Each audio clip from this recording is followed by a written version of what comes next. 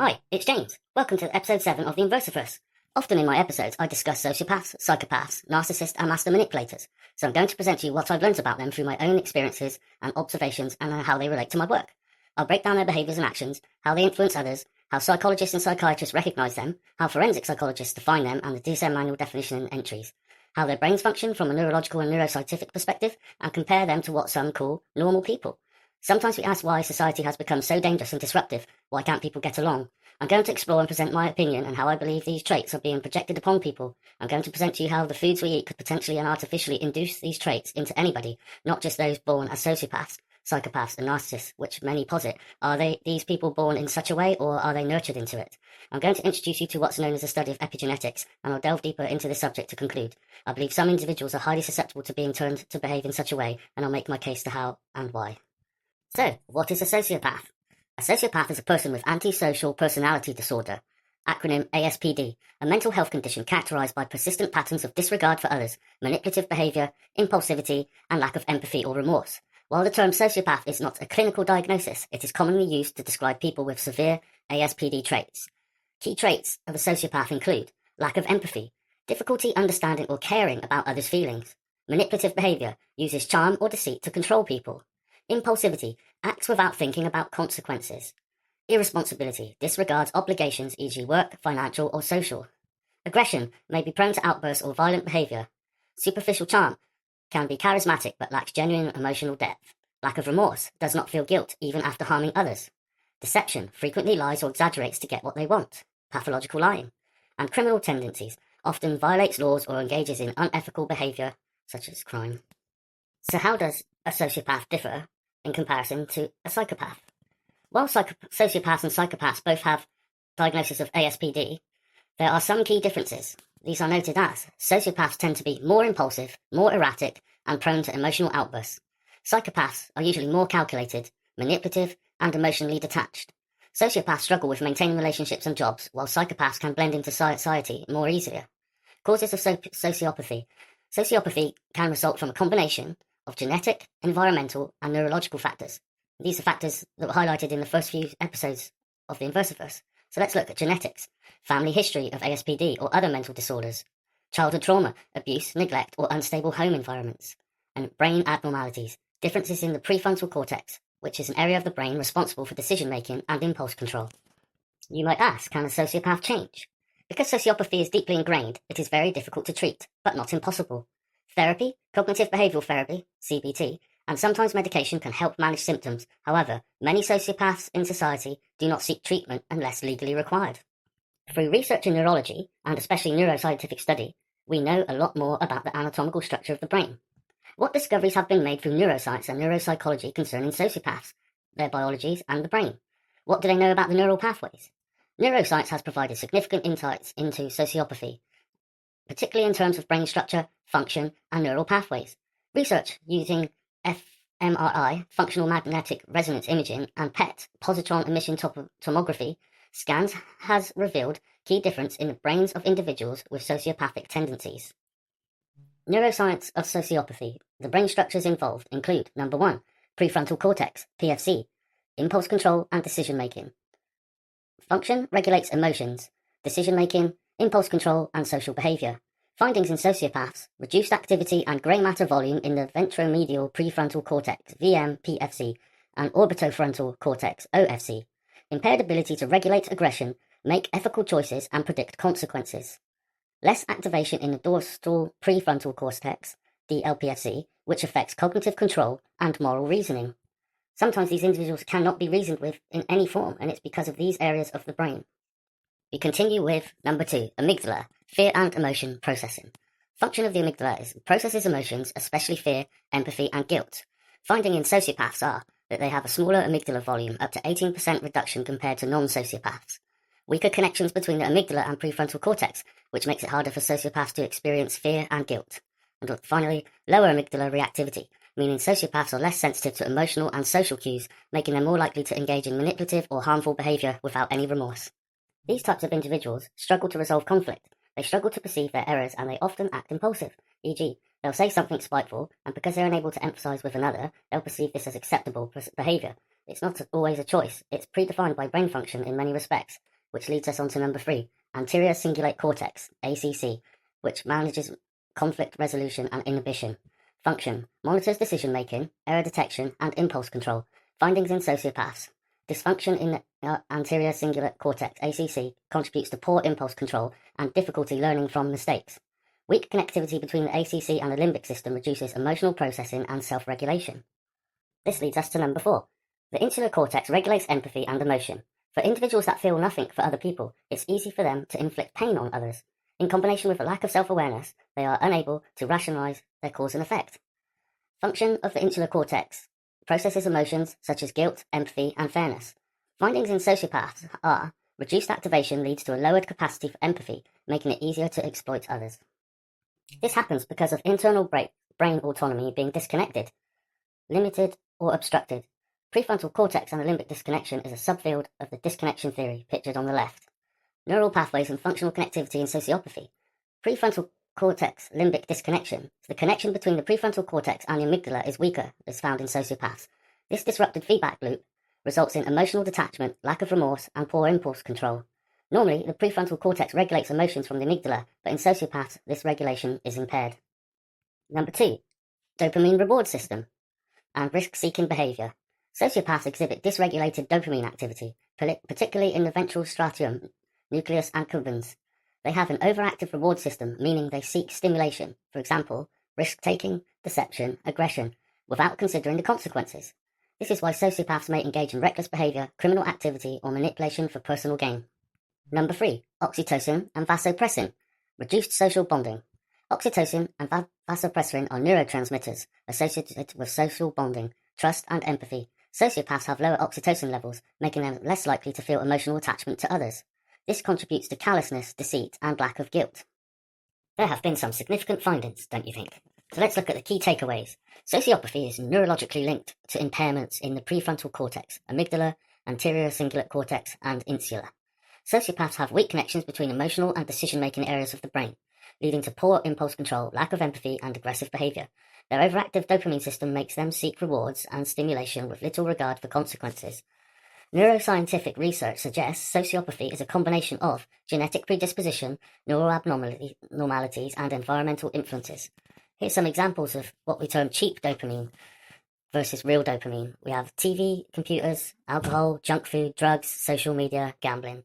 And real dopamine is new experiences, going outside and spending time in the sun, work on your goals, having rest, good sleep, and regular exercise. Let's look in detail at some of their behaviours and examples. Recognising sociopathic behaviour is important, especially when dealing with individuals who may be manipulative, deceitful, or dangerous. Here are some key factors to look for.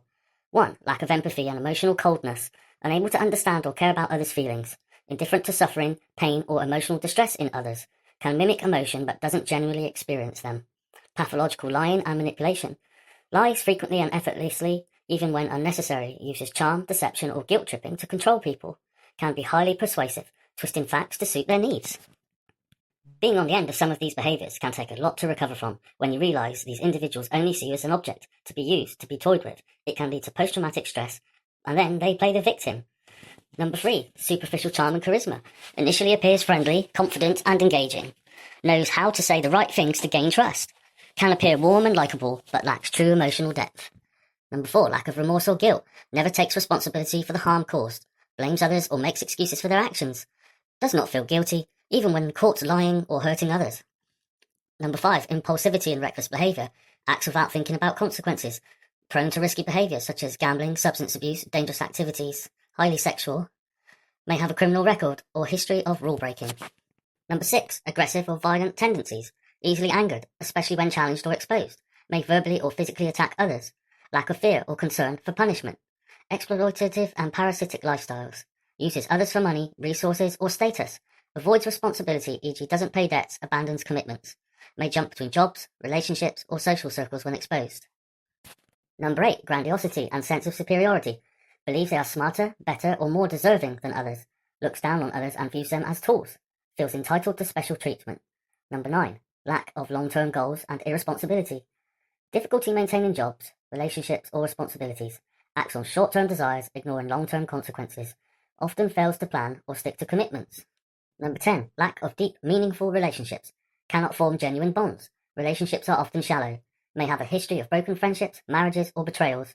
Uses people, then discards them when they are no longer useful.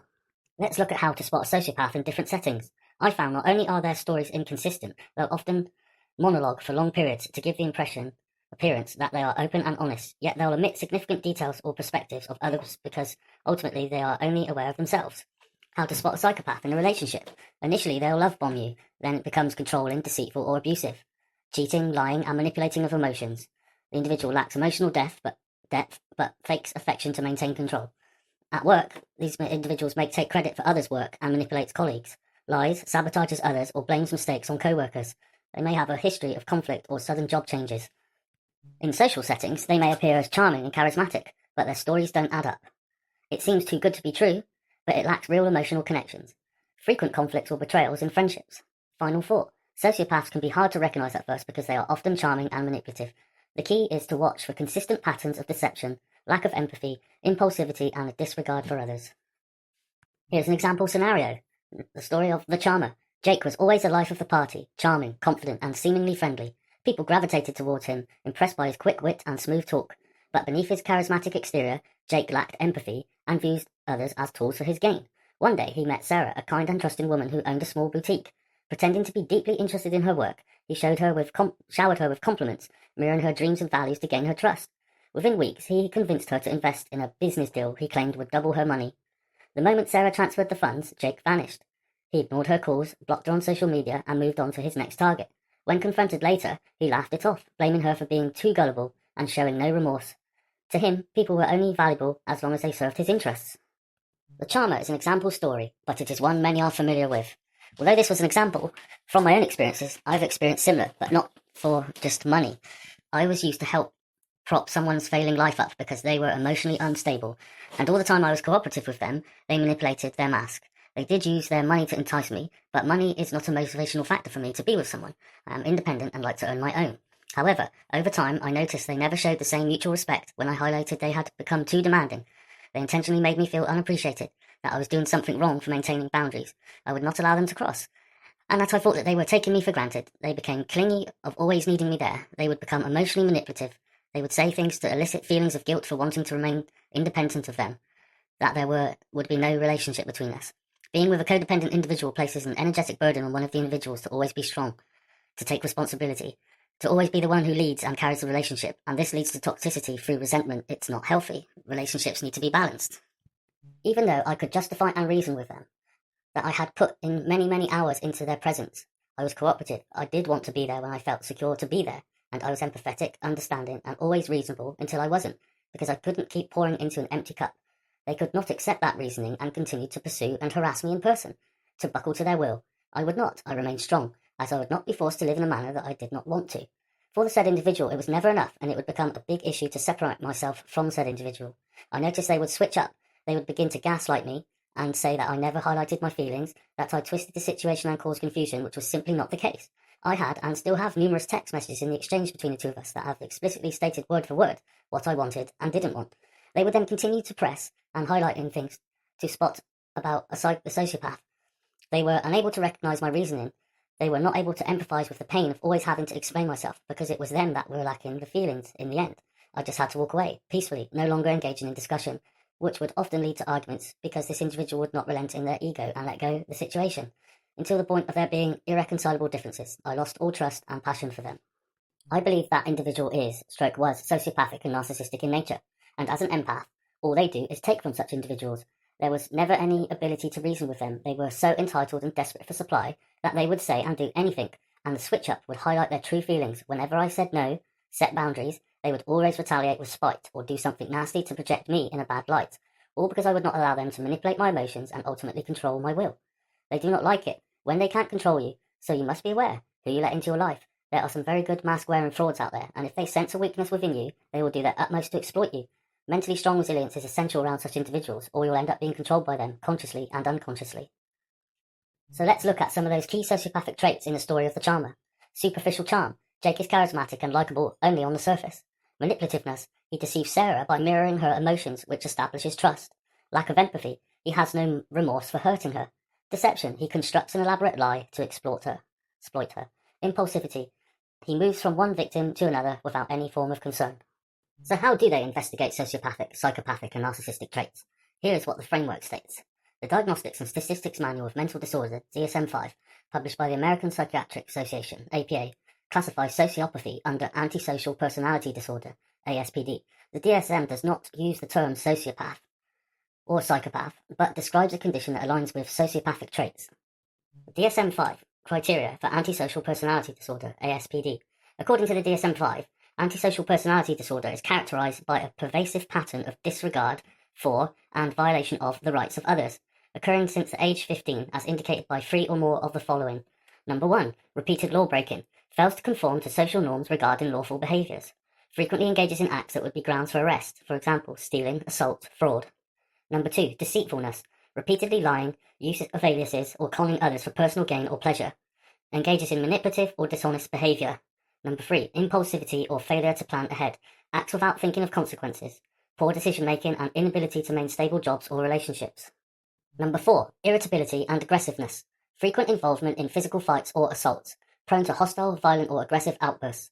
Number 5. Reckless disregard for safety. Takes unnecessary risks without considering the consequences. Endangers themselves or others, e.g. reckless driving, substance abuse. Number 6. Consistent irresponsibility. Repeated failure to meet work, financial or social obligations. Neglects duties as a parent, employee or partner. Number 7. Lack of remorse. Shows no guilt for hurting, mistreating or stealing from others. Rationalizes or blames victims instead of taking responsibility. Sociopathy and psychopathy under ASPD. Sociopathy and psychopathy are not separate diagnoses in the DSM-5, and that's because they fall under the broader category of antisocial personality disorder. Why? The DSM-5 focuses on observable, measurable behaviours such as criminality, deceit and lack of remorse, which define ASPD. Psychopathy is often considered a more extreme or a distinct subtype of ASPD, characterised by a lack of emotional depth, grandiosity and manipulativeness. So how do forensic psychologists diagnose psychopathy separately from ASPD? Forensic psychologists distinguish psychopathy from antisocial personality disorder using the Hare Psychopathy Checklist, revised, PCL-R, pictured below, rather than the DSM-5. While ASPD focuses on observable behaviours, e.g. crime, impulsivity, aggression, psychopathy involves deeper personality and emotional deficits. Developed by Dr. Robert Hare, the PCL-R is a 20-item checklist used by forensic psychologists to assess psychopathic traits in individuals, particularly in criminal and forensic settings. Each of the 20 traits is rated on a scale 0 to 2.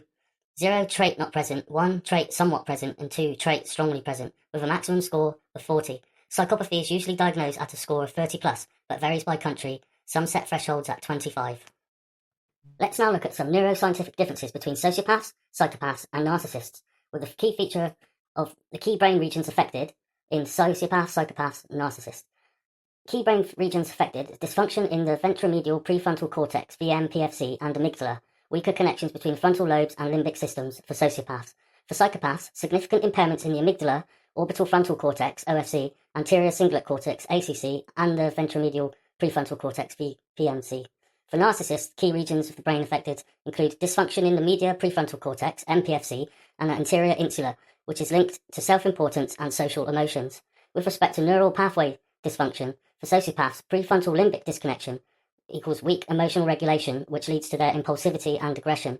For psychopaths, cortiolimbic disconnection, reduced emotional responses, resulting in cold, calculated behaviour. And for narcissists, overactive, self-referential networks, excessive focus on self-worth, but weak emotional empathy and processing. The feature of the amygdala function for sociopaths, hyperactive but poorly regulated, leads to emotional outbursts, rage and paranoia. For psychopaths, is underactive and smaller in volume, results in a lack of fear, guilt and empathy. And amygdala function for narcissists is dysregulated amygdala, overly sensitive to criticism, leading to defensive reactions. Let's continue with the neuroscientific differences between sociopaths, psychopaths and narcissists, with the prefrontal cortex function. For sociopaths, impaired impulse control due to weak connections with the limbic system, highly reactive and aggressive. For within psychopaths, more intact prefrontal cortex allows for strategic and planned manipulation. Within narcissists, the prefrontal cortex function is overactive medial prefrontal cortex, excessive focus on self-image and validation. With respect to neurotransmitters and imbalances in the brain, sociopaths have high dopamine, reward-seeking, and low serotonin, impulse control, and high norepinephrine, which is the aggression. For psychopaths, They have low serotonin, which lack of empathy, high dopamine, thrill-seeking, and low norepinephrine, which leads to their fearlessness. For narcissists, they have high dopamine, reward-driven validation, and low oxytocin, impaired emotional bonding as a result of low oxytocin. With respect to blood flow to the brain, sociopaths have reduced blood flow to the prefrontal cortex, leading to poor emotional regulation. For within psychopaths, it's severely reduced activity in the amygdala, and the limbic system leads to no emotional responses. For within psychopaths, blood flow to the brain increased activity in the default mode network, DMN, leading to self-obsession and emotional hypersensitivity. Key differences between sociopaths, psychopaths and narcissists with respect to empathy and emotional processing. Sociopaths have dysregulated, can feel emotions but struggle to control them, may show some attachment. Psychopaths with respect to empathy emotional processing, severely impaired, understands emotions intellectually but does not feel them. With respect to narcissists, cognitive empathy intact but lacks emotional empathy, can recognize others' feelings but prioritizes self-interests. Fear-anxiety responses for within sociopaths, highly reactive, prone to anger, paranoia and aggression when threatened. Psychopaths, blunted fear response, does not experience anxiety, fear or guilt.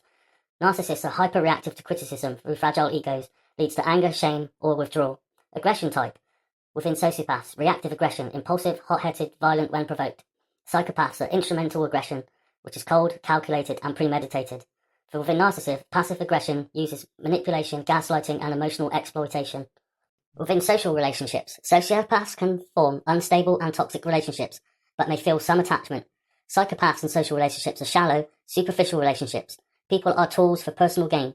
With respect to narcissists, seeks relationships for admiration, status and validation, but lacks deep emotional bonds. With respect to criminal behaviour, sociopaths are erratic and impulsive, prone to violence, domestic abuse and reckless crimes.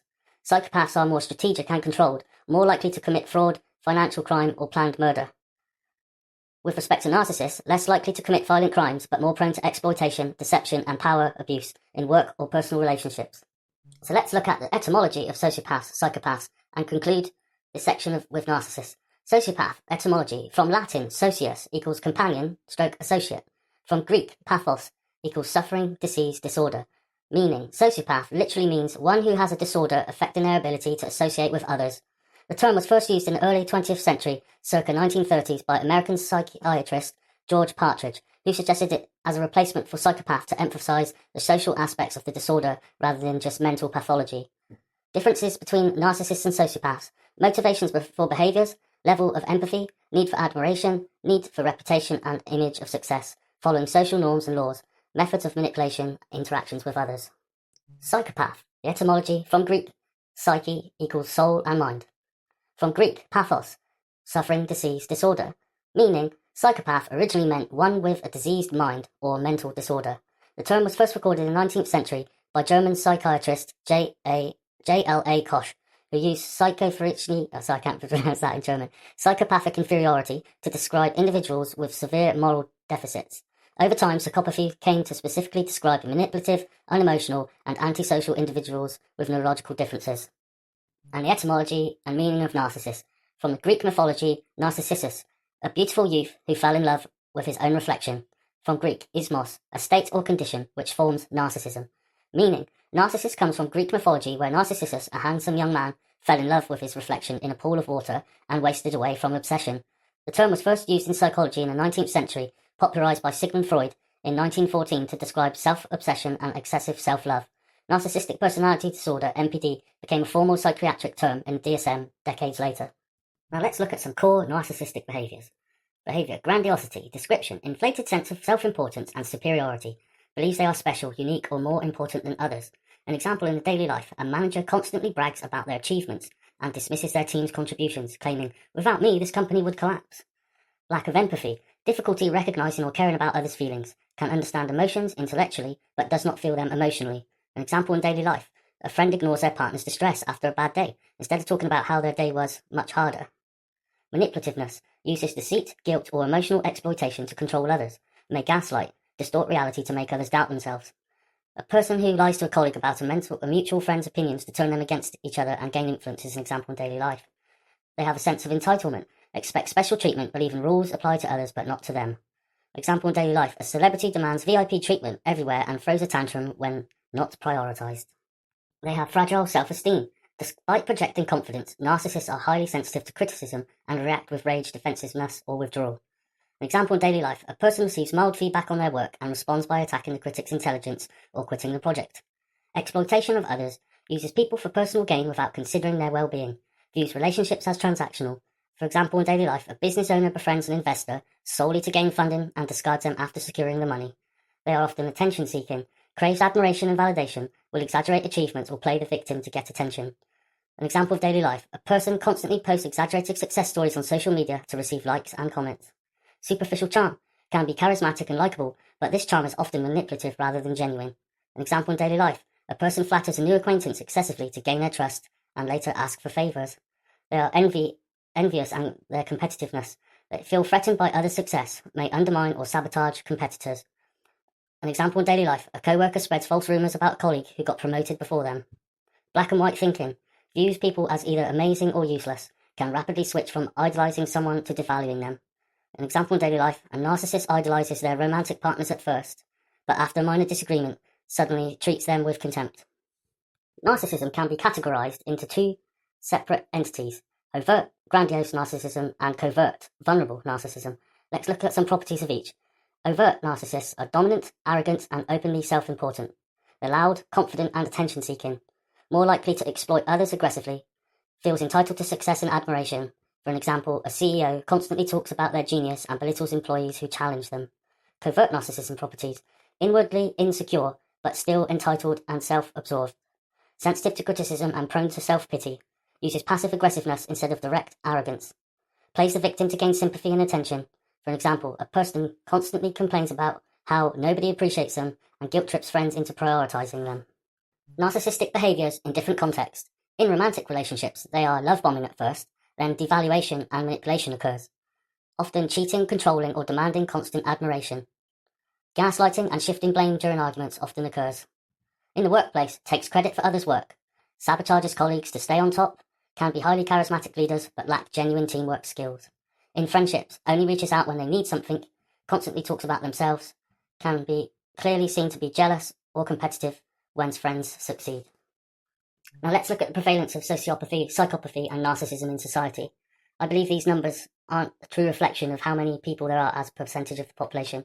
I believe this number is greater because these traits can be projected onto individuals and induced through the food network through what's known as epigenetics. I was going to talk about that in this presentation, but I'm going to expand on it further in episode 7.2. So let's look. Condition. Sociopathy. An estimated prevalence in general population is 3 to 5% of men and 1% of women, according to the American Psychiatric Association. Prevalence in specific groups. 20 to 30% of prison inmates have antisocial personality disorder, or higher prevalence is found in violent criminals. Psychopathy, estimated prevalence in the general population, is believed to be between 0.5 to 1% of the general population, according to Robert Hare, creator of the PCL-R test. In specific groups, psychopathy is found in 15 to 25% of prison inmates. Meets the criteria for psychopathy. 3 to 4% of corporate executives show psychopathic traits. Narcissistic personality disorder is found within 1 to 6% of the general population, according to the DSM-5. More common in men, 50 to 75% of diagnosed cases. Higher prevalence in politicians, CEOs, celebrities, and social media influencers. The narcissistic types and the psychopaths are the ones that are in control of the world right now. Global prevalence estimates for psychopathy: 1 to 4% of the global population.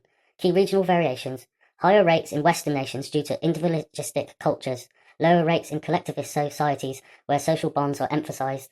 The sociopathy is higher in Western nations because they artificially project these traits onto people. Psychopathy, 0.5 to 1% globally.